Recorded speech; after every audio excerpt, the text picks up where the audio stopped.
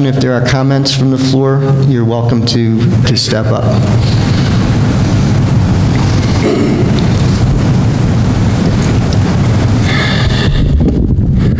My name is Nico Sergio. I'm a property owner since 2005. The Fairfield Glade Community Club is a business entity, not a charity. We do not exist to subsidize Cumberland County taxpayers for services and amenities that they want. As to the current Tennessee laws on delinquent properties located in our community, Tennessee court cases have upheld the provisions of current laws that the county must pay community club property assessments on all lots that they own. In a similar manner, I believe that 90+% of the community club members feel that the county property taxes that we pay are unjustified.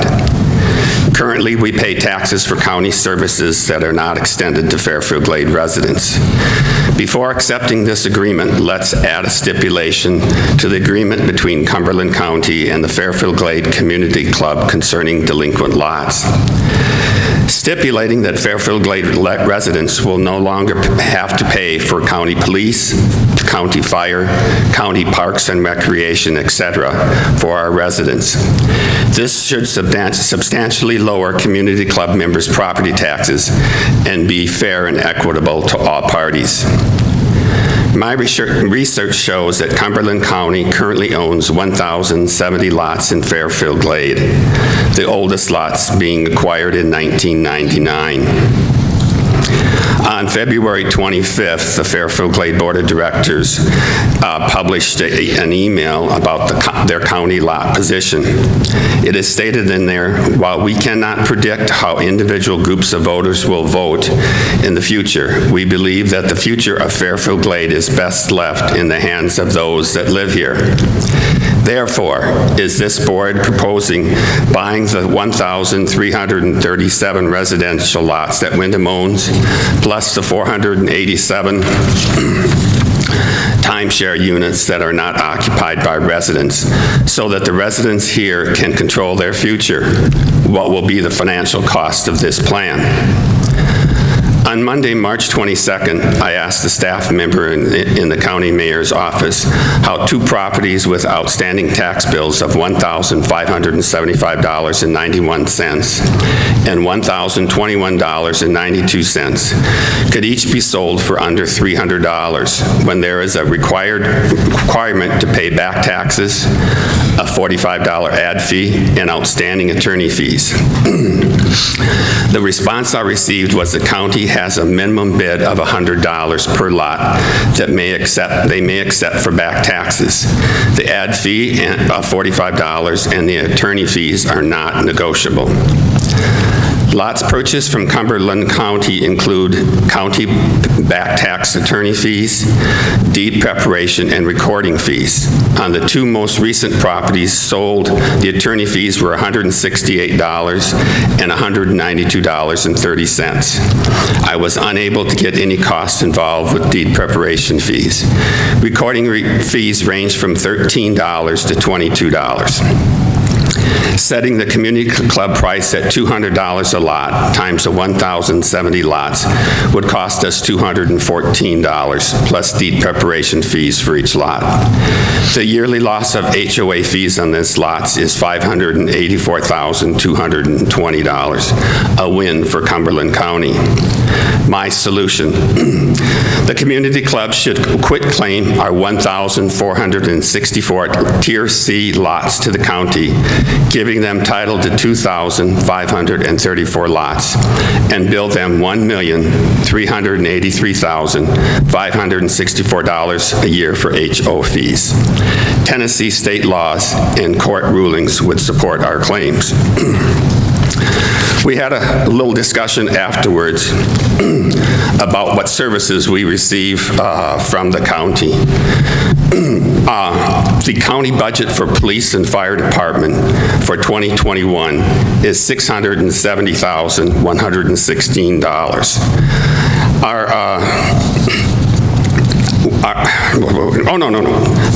I just said that wrong.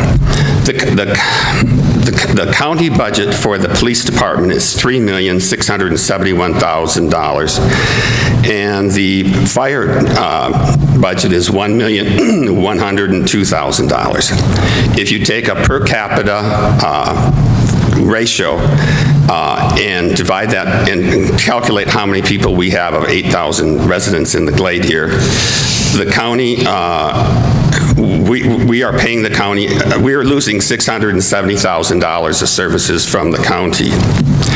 During yesterday's discussion, it was stated to me that Fairfield Glade does not own a jail. I called the captain in charge of the jail this morning. In 2020, the Fairfield Glade Police Department put 48 people into the county jail.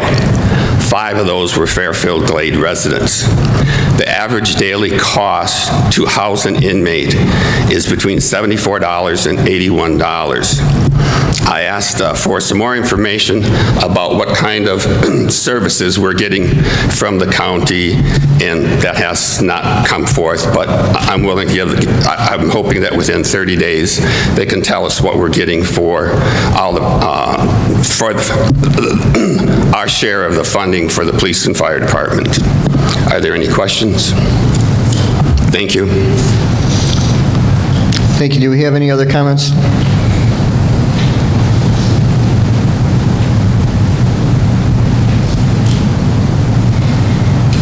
My name is Tom Ratcliffe, and I'd like to start off. I've got a series of questions for the board in this that I believe should go on the record, that the answer should go on the record. So I go back to the very primary question of, again, why are we doing this now? It's been stated time and time again, the long-standing policy. So that policy's been in place. Why do we have to now have a formal agreement outlining that long-standing policy? So that'd be one question I believe the board should answer for the residents. Second part of this is, how much in potential yearly income are we in the Glade giving up? Not saying that we're going to collect it from the county, but if we chose, how much are we giving up? The second part would be, and this is more a financial question, Bruce, to you, are our external auditors aware of these lots and aware of the fact that we should be booking today dollars that are due us on our books? And if they are aware of it, what is their position then? Because in my feeling, we are owed money, and that should be on our books. Just like the county, more than likely, should have a liability on it. Not saying it's collectible. The next part that I have that hasn't come up, as Ken has outlined in the letter and so forth, this agreement is for 10 years, and it's self-renewing. So again, I ask the question, we're taking a long-standing process. How long we've been doing this, I don't know, but could be for over 10 years. We've been doing it. Why now do we enter into agreement, and why do we make it 10 years self-renewing? Unless the board can come up with a majority to not continue it after 10 years, it will automatically renew, as I understand the agreement. It ties our hands in the future. I don't understand that. The board, in their letter to us, has mentioned that should we choose to try to collect this money, that potentially it could be an expensive lawsuit and unsuccessful legal action. Okay, so where's the legal opinion from our attorneys that outlines that.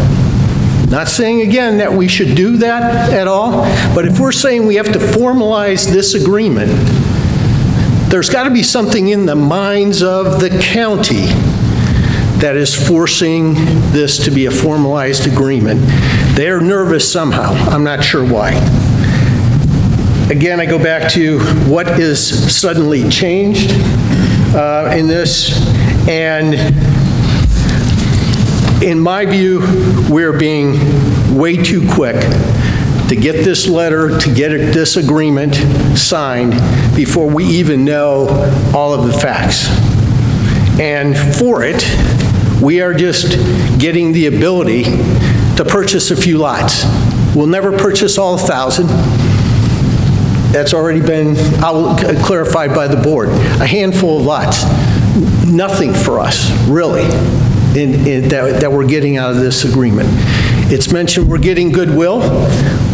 We should have gotten the goodwill already by not taking and going to the county and requesting them to pay. That's already been out there. So what does a formalized agreement really do for us?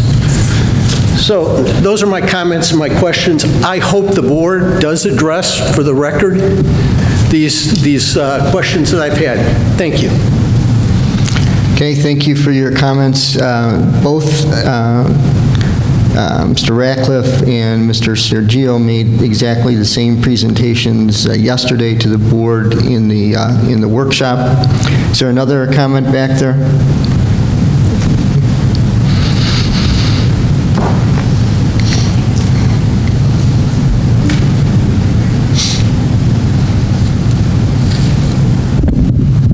Diana Brown. So I understand they held 5 prisoners in the jail. We've had to fight for a decent time to get ambulances out here. I mean, fight hard. They didn't even want to give us breathing apparatus for our firemen. They said, "You're rich, you pay it." What kind of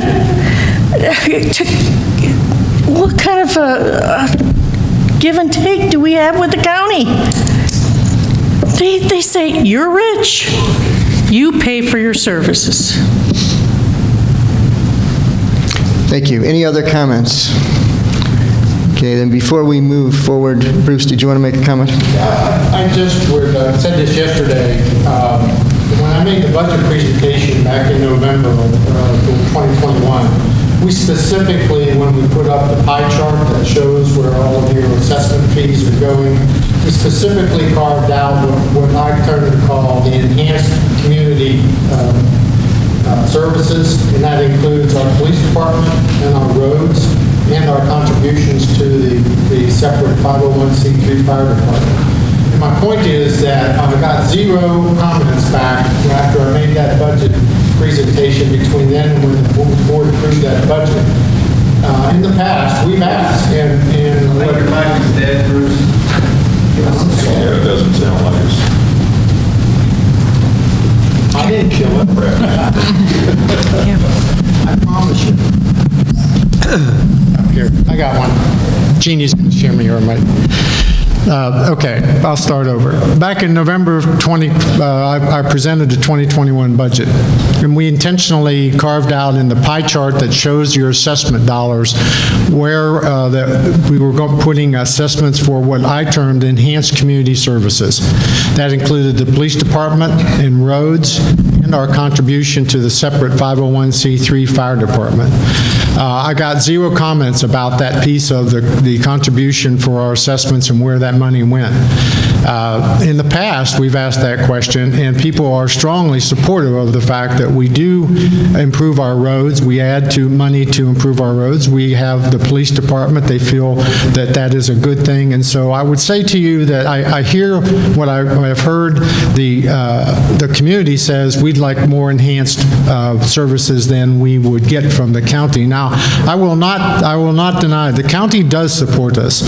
Every time we have a police incident here, typically the sheriff's department is here investigating with us. They help us a lot. The county, as Bob pointed out, does our chip and seal roads. So we do get services from the county. It's just that the residents here would like more than we're getting, and so they have been good with contributing to that. And we will continue to do that as long as we have that support. Now, to the question of the audit, the auditors certainly are aware of our lot situation, and so they do review that, Tom, so. Okay, that's All right, I have Jeannie? Let me add a comment too also. One of the things that you asked for, Tom, was that we can only get a handful of lots. Actually, we have access to getting all of the lots, and we have first choice in purchasing those lots if we find that they're convenient. It's not a good idea for us to do that because then we own them. We can still sell them through the county, and they can, as well as selling our own. So it's not a disadvantage. It would be a disadvantage for us to purchase all those lots. And one of the other things that we have talked about in the past that has been a source of contention is the Wyndham block of votes. If you make them pay dues, you will now have 1,340 votes from the county, and when we have only 3,000 to 4,000 votes on an annual basis when we're voting for different things, the county and Wyndham would own our Fairfield Glade Community Club. That's not a good idea. We're doing board comments. We had public comments. We're doing board comments. Are there any other board comments? Yeah, I'd make one. One other point I would make is that, Tom, you asked the question, why now? Well, one of the things I've learned since I've been on the board, and really under Ken's leadership, I think we're moving in the right direction here, is that too many of these things have been by word of mouth in past practice, and now we're putting them down in writing, which I think serves all of us better, and I think it serves future boards better. The agreement has mechanisms both for the county and the board to get out of the agreement if we want to. Okay. So, yes, it's self-renewal, and yes, it would take a majority to get out of it, but the fact of the matter is having something in writing so we have a common understanding and a real position of what we're doing is a much better place, I think, for the community to be in than continue with word of mouth, and I think the county would probably agree with that. So I think that this is the right time. I think it's the right kind of document that we need, and that's what I want to say. Okay, thank you. All right, we are ready for a vote. All those in favor say aye. Aye. All those opposed? County lot agreement is approved, and we will execute that in the near future. The next item on the agenda is the revised variance and appeals policy. And so may I have a motion to move forward with approving those changes? I'll make a motion that we move forward with that. Okay, is there a second to that? I'll make that motion. Okay, thank you, Barb. Is there any discussion on the variance and appeals policy? If not, all those in favor say aye. Aye. Opposed? The changes to the variance and appeals policy are approved. The next item on the agenda is the change to the lot merger policy. And so may I have a motion to move forward with approving the changes to the policy? I move that we accept the new policy. I'll second that. Okay. Is there any discussion? All those in favor say aye. Aye. Opposed? The lot merger policy revisions are approved. The next item on the agenda, we have two financial items on the agenda. The first item is to move forward with paying off the Stonehenge golf course loan early. Bruce, you wanted to make some comments on that? Yeah, last month, if you remember at this meeting, at the end of the Treasury report, I reviewed a proposal that the board had talked about on two issues. One is paying off the Stonehenge loan early. It has a balloon payment due next year in September. And if we pay it off early, we can save, as Ken had mentioned earlier, in the neighborhood of $72,000 of interest. The other comment I made was that with the cash that we came out of 2020 with, that we wanted to increase our POA reserves from $500,000 to $3 million. We sent that out on an e-blast asking for comments, and we received 30 emails back on that issue. As far as the Stonehenge loan is concerned, I got a few questions about the interest rate and whether there was a penalty or not for paying it off, and I will just let you know there is no penalty for paying this off early. And so the other 30, everybody else in the emails was supportive of paying the loan off early. As far as the cash increasing the reserve, a couple of comments in addition to the loan payoff. The comments were, yeah, let's go ahead and build a rainy day fund so we have cash in case of some unknown issues. So all the emails we received were very positive about doing both of these. So I will make a motion to, as soon as we can, pay off the Stonehenge loan. Okay, is there a second to that motion? Second. Okay, is there any discussion? All those in favor of moving forward with the payoff of the Stonehenge Golf Course loan, say aye. Aye. Opposed? Okay, we'll move forward on that. Now, also make a motion to increase the POA reserves from $500,000 to $3 million. Okay, is there a second to that motion? I'll second it. Okay. Is there any discussion on that? All those in favor of moving forward with increasing the operations reserve to $3 million, say aye. Aye. Opposed? That motion is approved.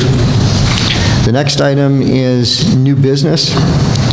And the first item there is to the request from the E911 Center for the donation of our 25-passenger bus.